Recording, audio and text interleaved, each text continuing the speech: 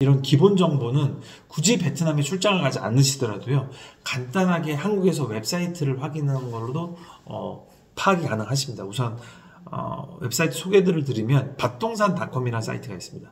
가장 베트남 사용자들이 부동산 관련해서 많고 어플로도 나와 있기 때문에 이 웹사이트를 추천을 드립니다.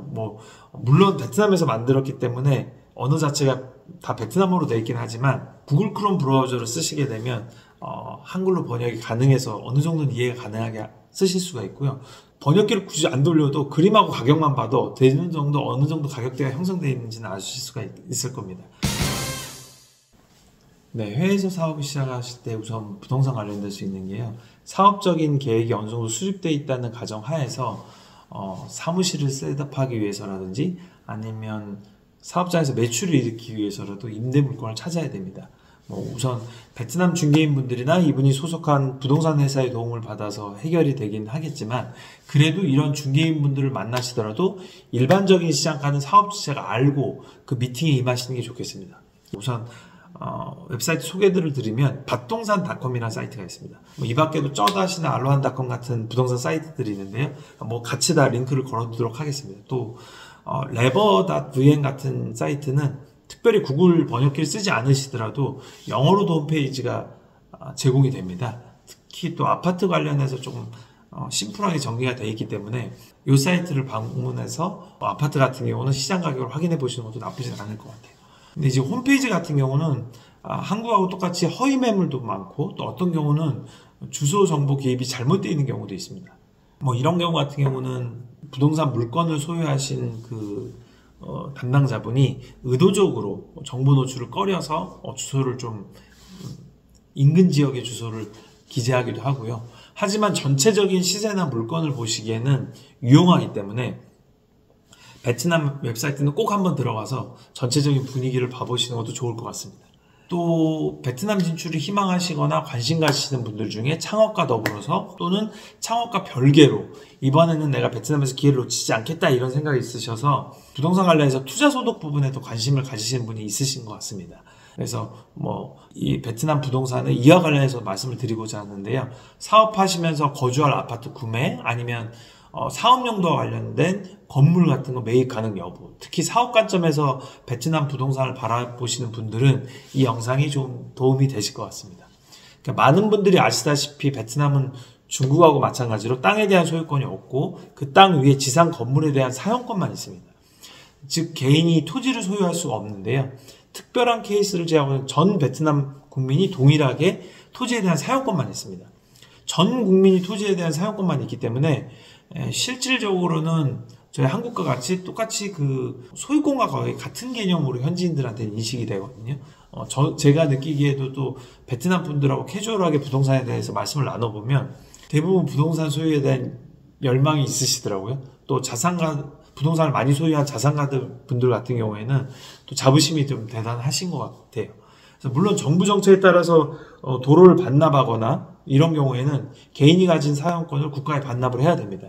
베트남도 하지만 대부분 큰 개발에 대해서 한국처럼 개발 계획을 가지고 있기 때문에 내가 가진 토지에 대한 사용권이 갑자기 없어지거나 그런 일은 일어날 확률이 조금 낮다고 할 수 있겠습니다. 결론부터 말씀드리면 외국인도 이런 베트남 사람과 같이 토지에 대해서 그 사용권을 가지는 것이 가능합니다. 우선 간단하게 아파트에 관해 먼저 말씀드리면 2015년부터 베트남 아파트가 외국인에게 구매가 허용됐기 때문에 아마 여러분들도 주변에서 그런 얘기들은 많이 들어보셨을 것 같아요.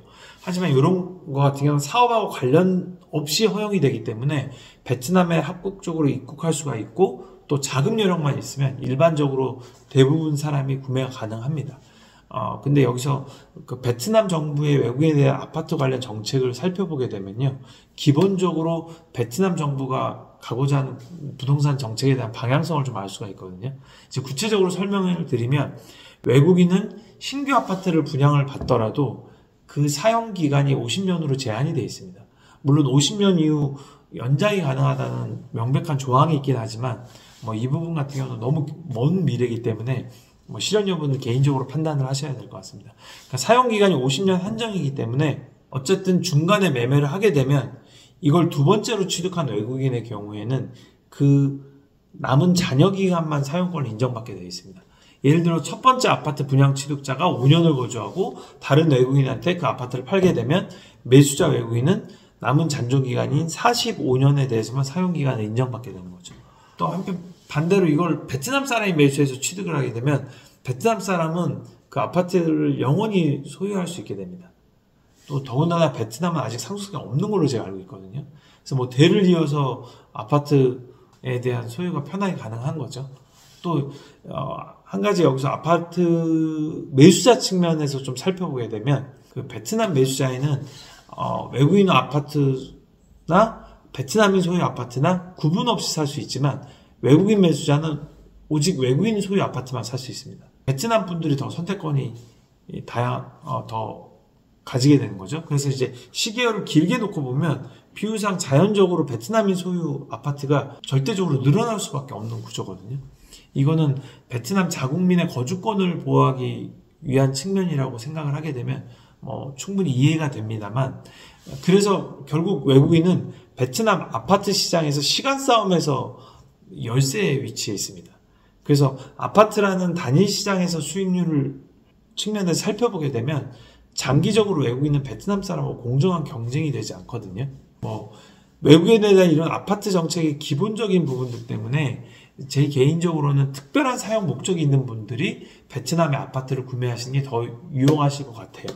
그러니까 모든 분들이 처한 상황이 다르기 때문에 말씀을 드릴 수는 없지만, 예를 들면 내가 베트남에 10년 동안 사업을 하겠다. 그러면 10년 동안 렌트비를 안 내고 본인이 구매한 아파트에 살다가 10년 사용 목적이 끝나는 10년 이후에는 시기를 적당히 봐서 차익 실현을 하고 나오신다든지, 아니면 내가 베트남 외국의 세컨하우스가 필요해서 휴가 갈 때 이용하고 나머지 기간에는 월세를 받다가 적절한 시기에 차익 실현을 한다든지, 이런 사용 목적이 있으신 분들이 오히려 아파트 구매에는 적합하실 것 같아요. 다른 많은 분들이 궁금해하시는 분들이, 그러면 베트남 사람이 아니면 건물이나 땅 같은 부동산을 외국인은 소유할 수가 없나, 이렇게 의문을 가지시는데요. 물론 이 부분도 가능합니다. 다만 외국인 개인 자격으로는 안 되지만 베트남의 부동산 사업 목적인 외국인 투자 법인을 세워서 부동산을 매수할 경우에는 가능하거든요. 다만 이럴 경우에는 최소 투자 금액에 대한 제한이 있습니다. 이 최소 자금금 규모가 200억 동인데요. 베트남 돈으로. 우리나라 돈으로 치면 약 11억 정도가 됩니다. 그래서 11억 정도의 돈을 한국에서 베트남으로 공식적으로 가져가면, 즉 부동산을 매매하고 재임대하고 이런 부분을 가능케 한다는 의미거든요. 예전에는 이 금액이 60억 동, 그러니까 하나로는 4억이 채 되지 않았었는데요. 상향 조정된 겁니다. 보시면 베트남 정부는 기간을 한정시키다든지 아니면 또 최소 투자금을 설정한다든지 이런 방식들로 외국인 소유에 대해서 규제를 하든지 아니면 허용을 하든지를 하고 있습니다. 그래서 또 부동산 관련해서 한국에서 이제 차익을 많이 보신 자산가분들은 외국인 규제로 인해서 자본이득을 크게 얻을 수 없는 상황인데 베트남에서 부동산 관련해서 사업을 하는 게 의미가 있을까? 생각을 하실 수도 있는데요. 저는 이 부분에 대해서 좀 다르게 생각을 합니다. 임차권도 정확하게는 사용 권리에 대한 소유권입니다. 계약 조건에 따라서 토지주의 동의를 받아서 임차권을 매매할 수도 있고요. 회사를 주체로 계약을 했을 경우에는 임차권 전부가 아닌 지분의 양도도 할 수가 있는 거거든요. 다만 기간이 한정되어 있다는 겁니다. 이 문제는 장기 계약으로 해결할 수도 있고, 또 계약이 만료됐을 경우에는 대체로 계약이 연장이 가능하기 때문에요. 이걸 해결 못할 문제는 아니고 단지 그 조건 조율에 관한 문제라고 볼 수가 있을 것 같아요. 오히려 부동산을 큰 자금을 투여해서 구매하고 팔지도 못하는 그런 상황이 발생해서 그 투하 자본 자체가 매몰 비용으로 묶여버리는 상황보다는 리스크가 훨씬 덜하다고 저는 생각이 되거든요. 오늘은 베트남 부동산에 대해서 일반적인 말씀을 드려봤습니다만, 여러분은 베트남 부동산에 대해서 왜 관심이 많으시나요?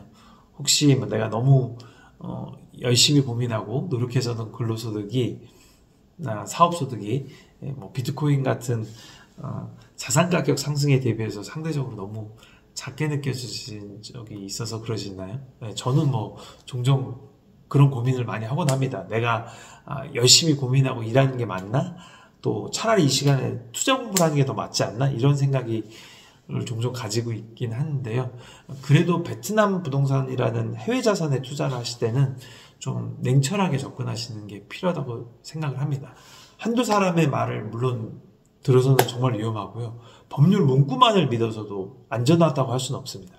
그 베트남 같은 나라는 법과 시행령을 확인하시고 그런 실제 사례들이 있는지, 또 사례들이 충분히 있는지, 또 그 사례가 내가 사업 목적을 가지는 지역에 있는지, 뭐 이런 것들을 여러 가지로 살펴보시고 충분히 심사숙고하신 후에 결정하는 게 좋지 않을까 하는 생각입니다.